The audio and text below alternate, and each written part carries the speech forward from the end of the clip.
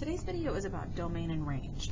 And so the best way I can think of to kind of explain domain and range to you is by thinking about a test. So if you have a test that's got 10 questions worth 100 points, it means each question is worth 10 points. So this means I could take, if I took this test and I got no questions right, my score would be a 0, one question would be a 10, two would be a 20, and so forth. If I got all 10 right, there'd be 100. So my X, my input, my independent is my number of questions, my Y, my output, my dependent is my score, because my score depends on the number of questions I get right. So let's think about the possible X values I can use. Okay, I can use values from 0 to 10. So the first thing, they can be 0 to 10. They have to be whole numbers, right? Because I can't answer half a question right. So they have to be whole numbers. And they have to be like positive numbers, right? So yeah, that's what we're looking at right there. Those are the possible X values that I can have. Now let's look at the possible Y values I can have. Okay, well, I can have Y values from 0 to 100, right? And those Y values, hold on, there's people coming down. Okay, they're kind of done. All right, so I can have Y values from 0 to 100. They have to be multiples of 10 though, right? I can't get a 75 because I can't get half of a question right. So they have to be in multiples of 10, okay? They also have to be positive numbers. Okay, so what we've essentially done is we've established our domain and our range. Our domain is what X values are acceptable for the situation or graph that I'm looking at. My range is the set of Y values that are acceptable for the situation or graph that I'm looking at. Okay, so we're going to start off today and we're just going to be looking at graphs. We're going to be looking at kind of like just looking at pictures and graphs and looking at different ways that we could see these domains and ranges. All right, so first off, let's look at this. And if you wanted to, you could go back and write that down on the back of your notebook, but you don't have to. Okay, so domain. The domain, like I said, is my list of X values. Okay, and range is my list of Y values. Okay, domain and range are the list of appropriate or acceptable values for a graph, table, or situation. Today we're going to focus on graphs. Okay, so when I have points graphed on my graph, okay, dots, that's going to be, I'm going to make a list of values. Okay, and it's going to be here. Let me write that. Let's just say list. I'm going to write that a little bit more clearly. We're just going to say a list, and it's going to go in these fancy brackets. I call them fancy brackets, but they're actually called braces. Officially, they're called braces. Okay, so this is my fancy brackets. So it's going to be a list of numbers. Let me show you what that looks like. When we write our domain and range, this is what we're going to do. We're going to make a table, and we're going to list each of the points that we see, and as we write them in our table, we're going to cross them off. So let's zoom in on this one and take a look at it. Okay, so I see a point at -4, -4. I like to go from left to right, but again, your list doesn't have to be in the same order as mine. It just has to have the same values. Okay, then I have -1, 3. I have 1, 1. I have 2, 5. And I've got 5, -3. All right, so since this is a bunch of points, what I'm going to do is I am going to write my domain as the list of X values. Oh, thing I forgot to tell you. Okay, Dr. XY. This is the way we're going to remember domain and range, okay? You're going to write Dr. XY. So Dr. XY, domain is your X values, range is your Y values. If they ask you to find domain, you circle DX, cross off RY. If they ask you to find range, circle RY, cross off DX to remind you that you're finding the range. Okay, so again, right over here, I can write that, I can say DXRY. Okay, we're going to pause again because people are walking down the hallway. Okay, so now that we have this list of values, this table of values, well, that is a little bit blurry, and I'm sorry about that. Now that we have this table of values, we're going to actually make our fancy brackets. So we're going to make again, by the end of this, my fancy brackets are going to just look like squiggly lines. And I'm going to list the values. So -4, -1, 1, 2, 5. Okay, now they don't have to be in order from least to greatest. You just have to have every number that's on that list. Now they usually do put them in order from least to greatest, but we don't have to. So I'm just going to put them in the order I see them. I see -4, 3, 1, 5, -3. And there's my domain and range. Okay, so what I want you to do is I want you to take a minute and I want you to write down these points for me. Just write down make your little table of these points. And we'll do the domain and range after that. So right now all you're doing is making a table.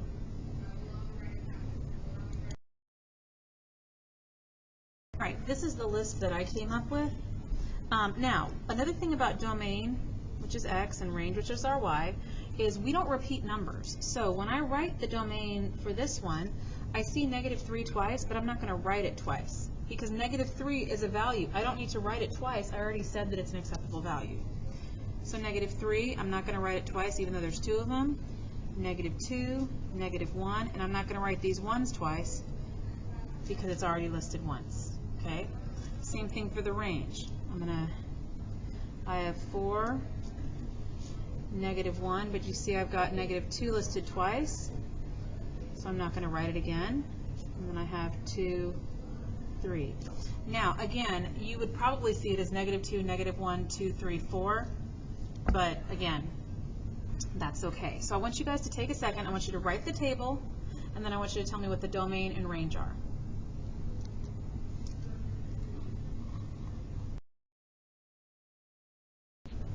All right, this is what I listed for my my domain and range.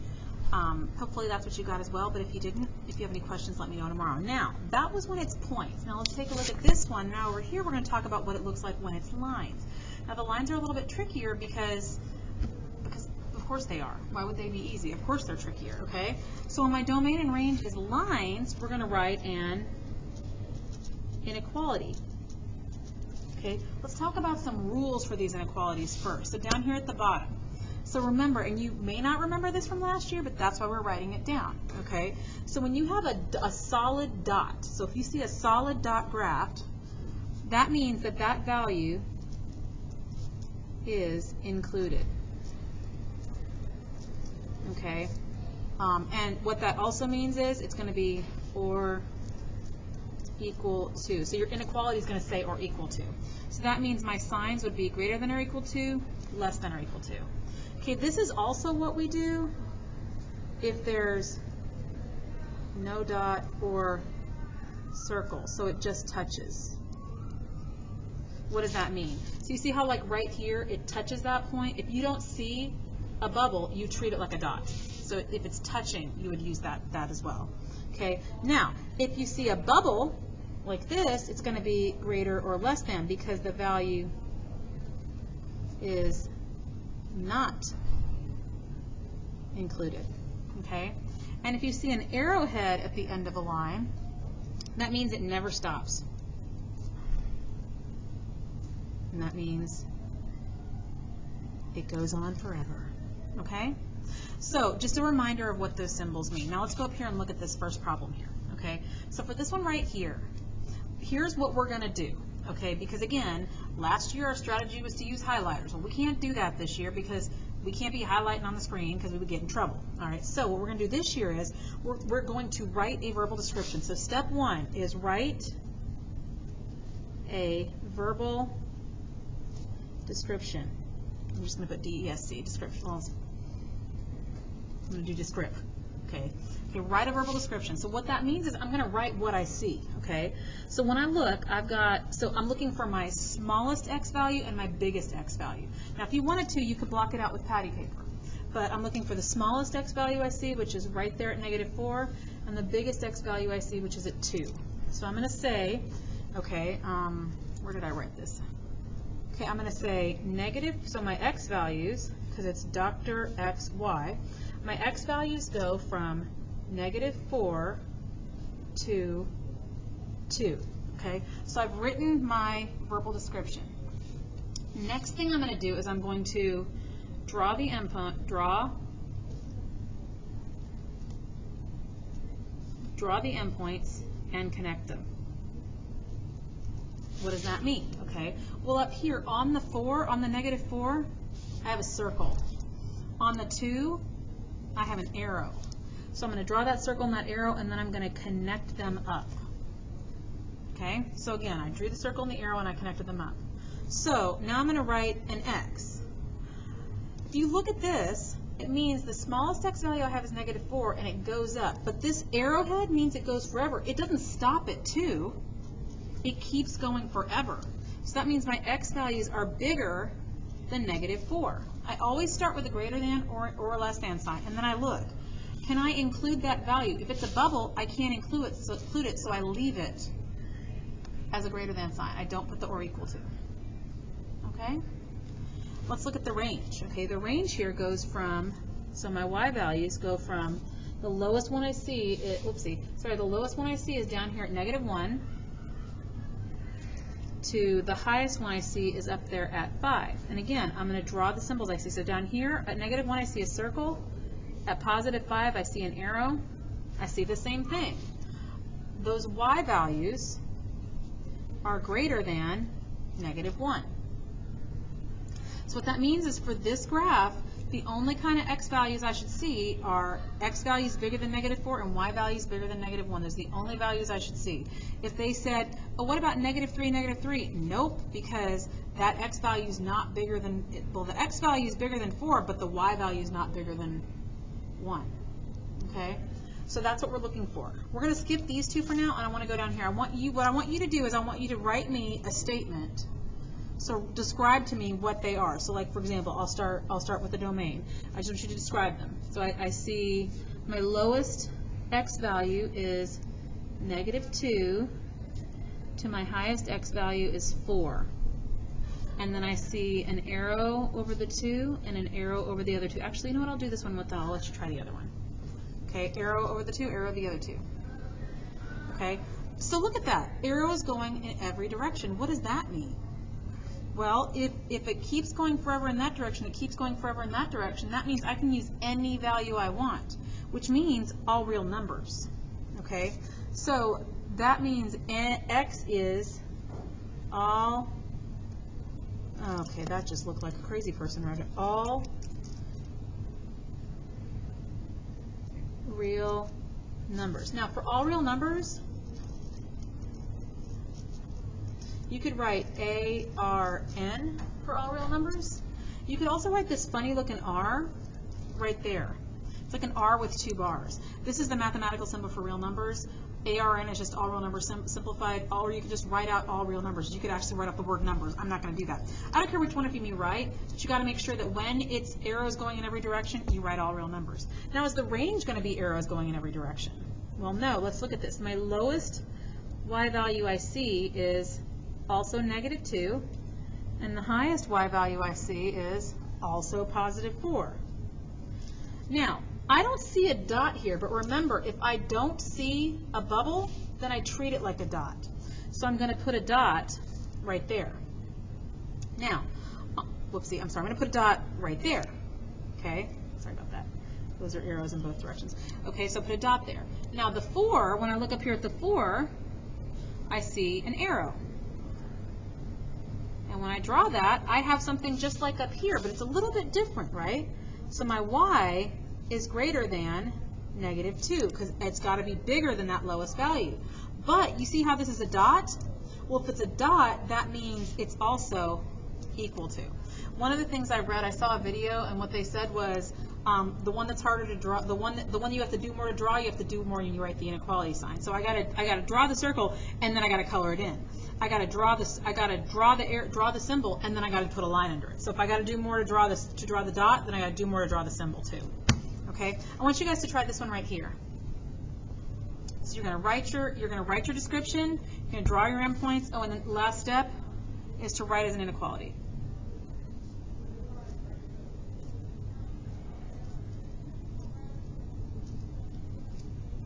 Okay. And then my computer died. So now I'm back in the classroom, and 5th period is being very, very, very quiet because I control your grades. All right, so actually that's the last step. There is no step 4. Last year I guess we had step 4s because we had highlighters, so I guess the last step is like, yay, no step 4. I said what I said. Okay. I am literally recording a video right now. Can you shut your talking hole? Thank you.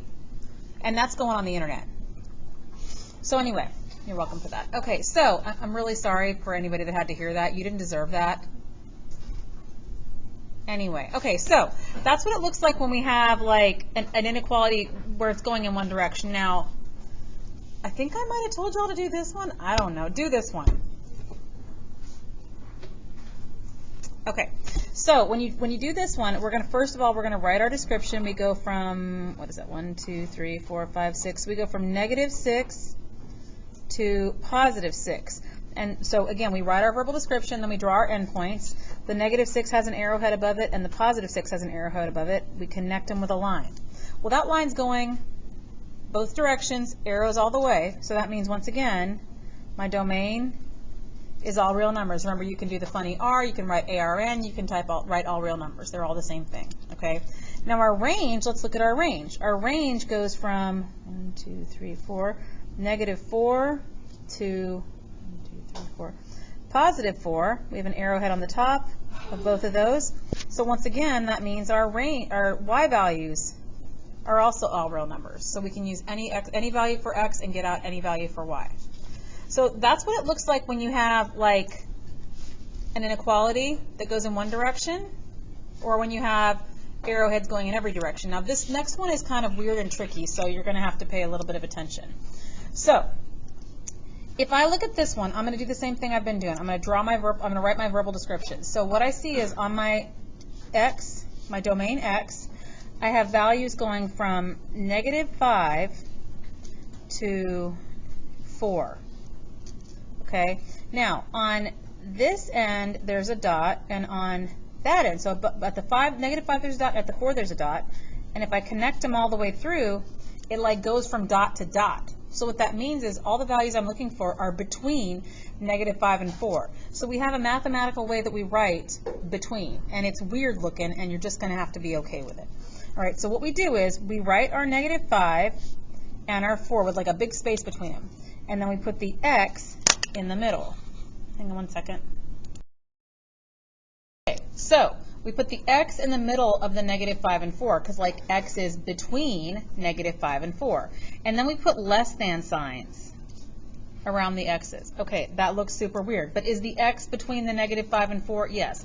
Why do we use less than signs? Because we go from least to greatest. That means the smallest number's on the left, the biggest number's on the right. Do we always use a less than sign? Yes, because we always write it least to greatest. Okay, now I look. If it's a dot, if it's a dot, remember I have to fill the dot in. That means I have to do more work, which means I have to also do more work when I write my inequality sign. If it's a bubble, I just leave it less than or greater than. Well, I've got dots, so that means I have to include them in my or equal than. Okay? So now, really? Now, when I look at my range, okay, my range, my lowest, now notice, I'm not going to go from start to finish. I'm going to go from lowest value to highest value. My lowest value is -3. My highest value is +3. Now you see down here, I don't see a dot, but if I don't see a bubble, I treat it like a dot.